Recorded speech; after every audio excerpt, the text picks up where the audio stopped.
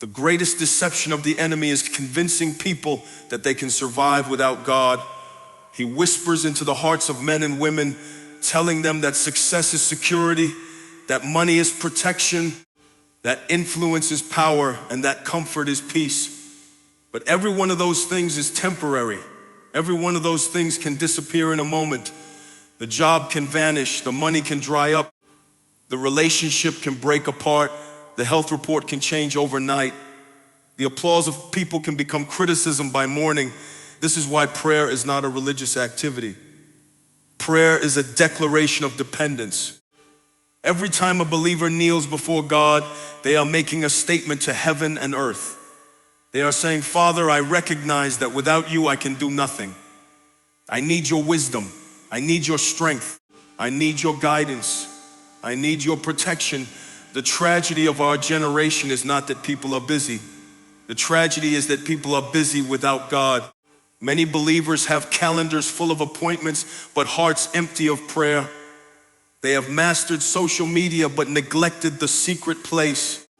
They know how to build careers, but do not know how to build intimacy with God. They know how to network with people, but have forgotten how to commune with their Creator. Jesus said, when you pray, not if you pray. When you pray, because prayer was never supposed to be an occasional emergency call. Prayer was meant to be a lifestyle. Most people pray only when trouble arrives. When the marriage is falling apart, they pray. When the bills pile up, they pray. When the doctor gives a frightening report, they pray. When the child goes astray, they pray. When anxiety attacks the mind, they pray. And God is gracious enough to hear us even in those moments. But mature believers understand something deeper. Prayer is not only for crises. Prayer is for communion. Prayer is not merely asking God for things. Prayer is enjoying God Himself. The greatest reward of prayer is not answered requests.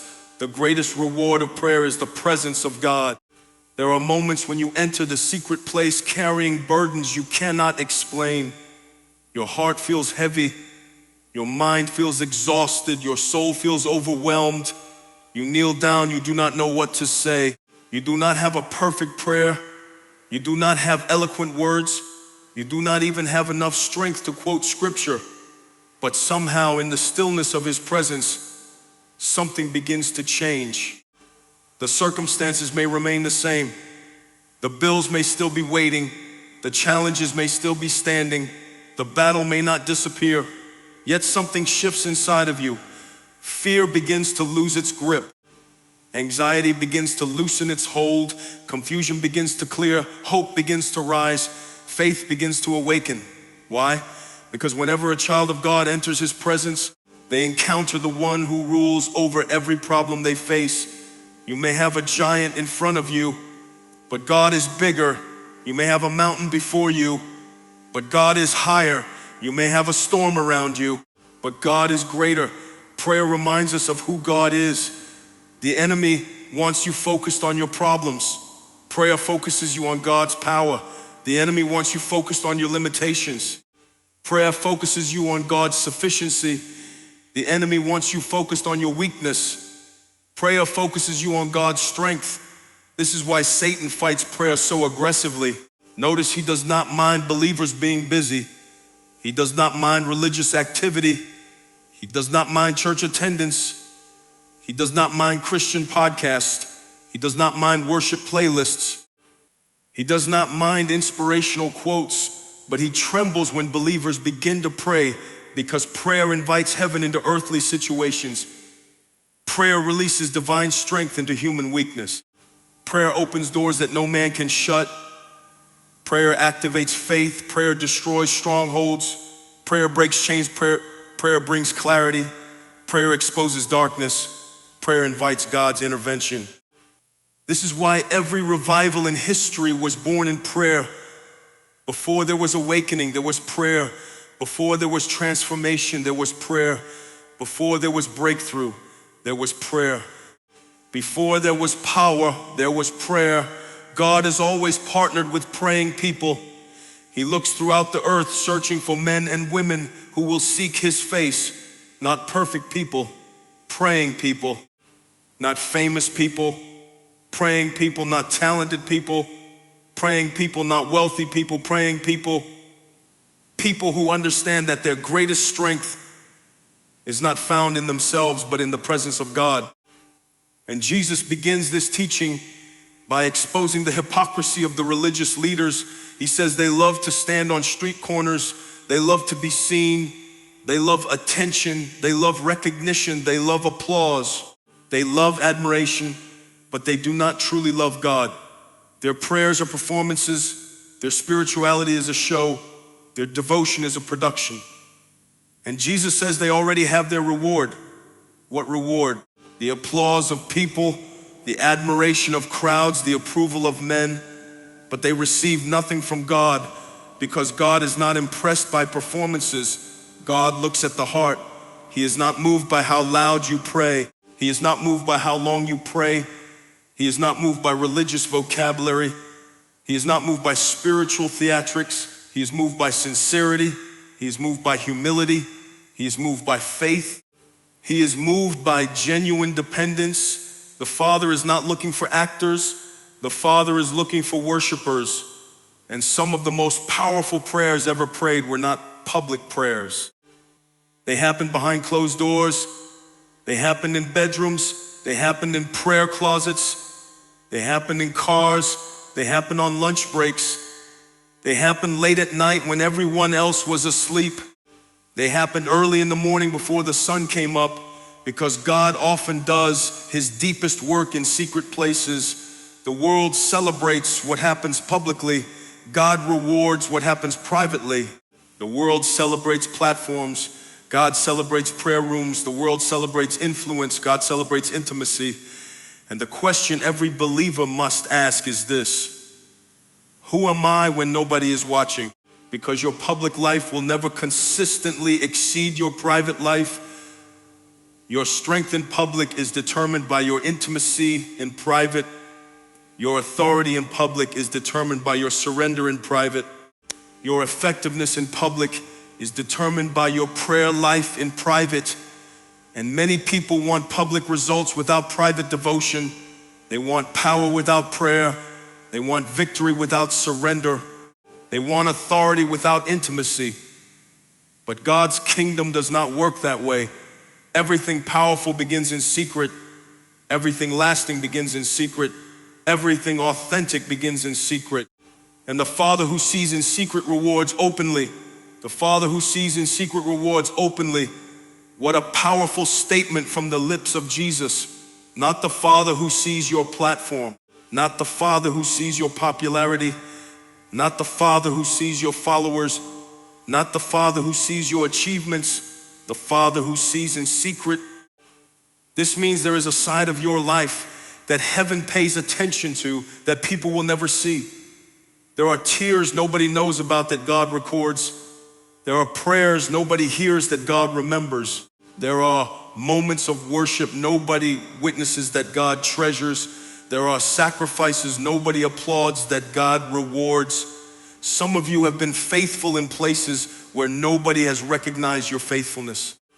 You have prayed for family members who are still not saved. You have cried out to God for children who are still wandering. You have interceded for marriages that still seem broken. You have fasted for breakthrough that has not yet arrived.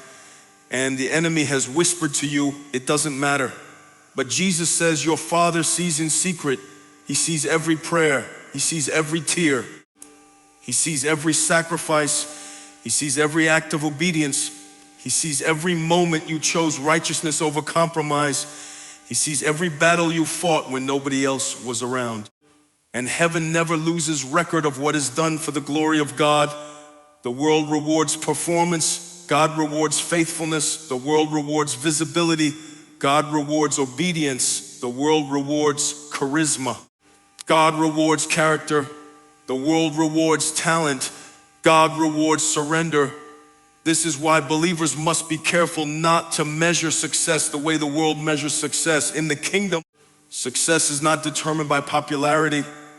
Success is determined by obedience. Noah was successful before the rain ever came. Abraham was successful before Isaac was born. Joseph was successful while sitting in prison. David was successful while tending sheep. John the Baptist was successful while living in the wilderness. Jesus himself was successful before the cross because he perfectly obeyed the Father. Success in God's kingdom is obedience, and prayer is one of the greatest expressions of obedience because prayer requires humility. Pride hates prayer. Pride says, I can handle this myself. Pride says, I know what I'm doing. Pride says, I don't need help. Pride says, I have everything under control. But humility falls to its knees. Humility says, Father, I need you. Humility says, without you, I will fail. Humility says, guide me. Humility says, strengthen me. Humility says, lead me. Humility says, I cannot carry this burden alone. One reason many believers struggle with prayer is because prayer attacks human pride. Prayer forces us to acknowledge our weakness. Prayer forces us to admit our limitations. Prayer forces us to recognize our dependence on God. And the flesh hates dependence. The flesh wants independence. The flesh wants control. The flesh wants self-sufficiency. The flesh wants to sit on the throne. But prayer removes us from the throne and puts God back where he belongs. Prayer says, you are God and I am not. Prayer says, your wisdom is greater than mine. Prayer says, your plans are better than mine. Prayer says, your ways are higher than mine. Prayer says, your will matters more than my desires. This is why real prayer changes us before it changes our circumstances. Many people enter prayer trying to change God's mind. Instead, God changes theirs. They enter prayer angry and leave peaceful. They enter prayer anxious and leave confident. They enter prayer confused and leave with clarity. They enter prayer weak and leave strengthened, because the purpose of prayer is not merely to get things from God. The purpose of prayer is to become aligned with God. Prayer aligns our hearts with heaven. Prayer aligns our minds with truth. Prayer aligns our desires with God's will. Prayer aligns our lives with God's purpose. This is why Jesus did not say, when you pray, impress people. He did not say, when you pray, make sure everyone knows. He did not say, when you pray, put your spirituality on display. Instead, he points his disciples toward secrecy, toward intimacy, toward hidden devotion, toward genuine relationship, because prayer was never meant to be a performance. Prayer was meant to be a conversation. A son speaking to his father, a daughter speaking to her father. Think about that. The creator of galaxies invites ordinary people into relationship with him. The one who spoke stars into existence wants to hear your voice. The one who created oceans listens to your prayers. The one who governs nations cares about your concerns. The one who sustains the universe welcomes your requests. What incredible grace, what incredible mercy, what incredible love. And yet many believers neglect this privilege. We spend hours on entertainment, but minutes in prayer. We spend hours scrolling, but minutes seeking. We spend hours talking to people, but moments talking to God. Then we wonder why our spiritual lives feel weak. Imagine trying to maintain a marriage without communication. Imagine trying to maintain a friendship without conversation. Imagine trying to build intimacy while never speaking. It would be impossible. Relationships grow through communication, and our relationship with God grows through prayer. The more you pray, the more you recognize his voice. The more you pray, the more sensitive you become to his leading. The more you pray, the more you discern his direction. The more you pray, the more your faith grows. The more you pray, the more your heart changes. The more you pray, the more you resemble Christ. Prayer is not a burden. Prayer is a privilege. Prayer is not punishment. Prayer is an invitation. Prayer is not religious duty. Prayer is relational intimacy. The enemy wants prayer to feel boring. The enemy wants prayer to feel unnecessary. The enemy wants prayer to feel ineffective, because if he can convince believers that prayer doesn't matter, he can keep them spiritually powerless. A prayerless Christian is vulnerable. A prayerless Christian is distracted. A prayerless Christian is weak. A prayerless Christian is easy prey for the enemy, but a praying believer becomes dangerous. Dangerous to darkness, dangerous to strongholds, dangerous to demonic influence, dangerous to the kingdom of hell. Because when believers pray, heaven moves.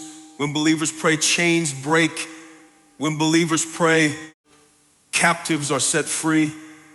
When believers pray, hearts are transformed. When believers pray, God intervenes in human affairs. This is why the enemy fights your prayer life harder than almost anything else. He knows what happens when you pray consistently. He knows what happens when you seek God earnestly. He knows what happens when you develop intimacy with the Father. He knows what happens when your faith becomes rooted in God's presence instead of circumstances. And so he distracts, he discourages, he delays, he attacks, he whispers lies, he creates busyness. He manufactures exhaustion, anything to keep believers from entering the secret place, because he understands something many Christians have forgotten.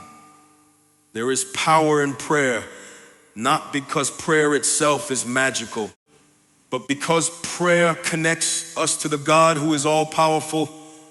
And when weak people connect with an all-powerful God, impossible things become possible. When discouraged people connect with an all-powerful God, hope rises again. When broken people connect with an all-powerful God, healing begins. When fearful people connect with an all-powerful God, courage is born. When confused people connect with an all-powerful God, direction becomes clear. Prayer does not make God stronger. Prayer positions us to receive his strength. Prayer does not make God wiser. Prayer positions us to receive his wisdom. Prayer does not make God more willing. Prayer positions our hearts to receive what he already desires to give. And perhaps the greatest miracle of prayer is not what happens around us. Perhaps the greatest miracle is what happens within us, because every time we enter God's presence, we leave different than we arrived. As I bring this message to a close, I want you to hear me carefully. There will come moments in your life when your education will not be enough. There will come moments when your connections will not be enough. There will come moments when your money will not be enough. There will come moments when your talent will not be enough. There will come moments when your strength will not be enough. There will come moments when every earthly resource fails you. And in those moments, the only thing that will sustain you is your relationship with God, not the relationship your grandmother had with God, not the relationship your pastor has with God, not the relationship your spouse has with God. Your relationship with God. The secret place is where weak people become strong. The secret place is where confused people receive wisdom. The secret place is where wounded people find healing. The secret place is where fearful people find courage. The secret place is where discouraged people find hope. The secret place is where ordinary people encounter an extraordinary God. Family, listen to me. One day your career will end. One day your possessions will belong to someone else. One day your accomplishments will be forgotten. One day your earthly journey will come to a close. And in that moment, none of those things will matter. What will matter is whether you knew him, whether you walked with him, whether you trusted him, whether you loved him, whether you spent time in his presence. Because the greatest treasure a human being can possess is not success, it is not influence, it is not wealth, it is not fame. The greatest treasure a human being can possess is intimacy with God. This is why Jesus calls us away from performance and into relationship, away from religion and into communion, away from appearances and into authenticity, away from public recognition and into private devotion. The Father is not looking for perfect people. He is looking for surrendered people. He is looking for sons and daughters who will seek his face, who will close the door, who will silence the noise, who will push away distractions, who will kneel before him and say, Father, I need you. Some of you have been carrying burdens you were never meant to carry alone. Some of you have been fighting battles in your own strength. Some of you have been trying to solve spiritual problems with natural solutions. Some of you have exhausted yourselves trying to control things only God can change. Today, the invitation of heaven is simple. Return to prayer, return to the secret place, return to the presence of God. Not because prayer is a religious obligation, but because prayer is where life is found, prayer is where strength is found, prayer is where peace is found, prayer is where purpose is found, prayer is where God Himself is found. And if you seek Him consistently, faithfully, passionately, you will discover what generations before us have discovered. There is no joy like His presence. There is no peace like His presence. There is no comfort like His presence. There is no strength like His presence. There is no satisfaction like His presence. The world will offer substitutes. The world will offer distractions. The world will offer temporary pleasures, but none of them can satisfy the deepest longing of the human soul. Only God can do that. Only God can fill the emptiness. Only God can heal the brokenness. Only God can calm the storm within. Only God can give eternal peace. So when discouragement comes, run to His presence. When temptation comes, run to His presence. When confusion comes, run to His presence. When anxiety comes, run to His presence. When grief comes, run to His presence. When success comes, run to His presence. When failure comes, run to His presence. When life is good, run to His presence. When life is hard, run to His presence. Make His presence your first response, not your last resort. And when you do, you will discover that the greatest reward of prayer is not answered prayers. The greatest reward of prayer is the Father Himself, because when you have Him, you have everything you truly need. May we become a people of prayer. May we become a people of intimacy. May we become a people who value God's presence above everything else. May we seek Him while He may be found. May we call upon Him while He is near. And may future generations look at our lives and say, they were not perfect people. They were not famous people. They were not powerful people, but they were people who knew God. And that will be enough. In the end, that will be more than enough. Amen.